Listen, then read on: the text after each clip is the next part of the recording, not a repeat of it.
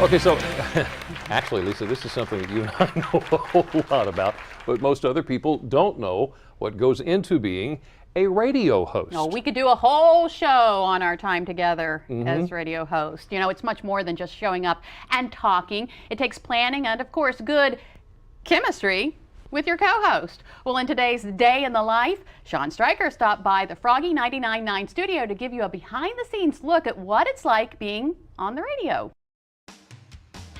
Froggy 99.9 with Whiskey and Randy. Well, we want to hear your worst hotel experiences on the Whiskey and Randy poll on our Facebook page. With two of the more recognizable voices on Delmarva, Froggy 99.9 morning show hosts Whiskey and Randy have been helping people get through their morning since 2011. It's the longest proposal ever, 365 days.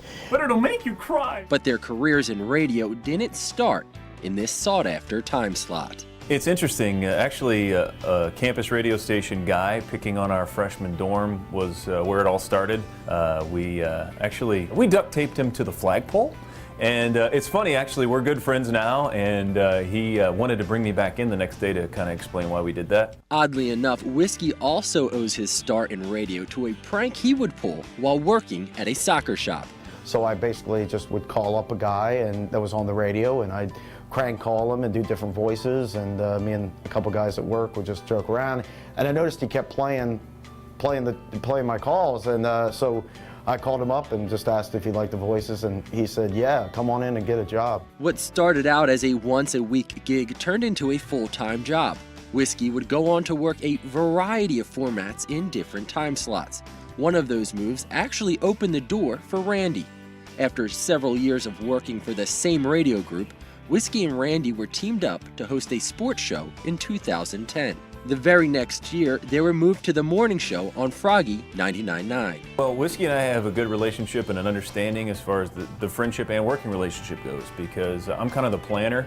He's more the show and go guy, where he can just go off the cuff, and I can to a certain extent, but I like to be prepared and to like to know kind of what's ahead. So my morning consists of probably waking up a little earlier than Whiskey, getting here a little earlier than Whiskey. That's not the case. He gets here around 4 in the morning. I get here usually about 2. I start prepping, and then I'll go home and take a shower, and then I'll come back. So that's why he says that. Whatever time he actually does show up, Whiskey is in control of the soundboard. I really want to make sure that if something messes up, it's me.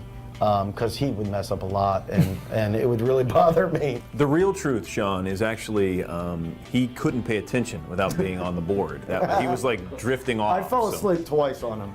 And as I'm sure you can tell by now, these two are really good friends. So what you hear on the radio is what you get in real life.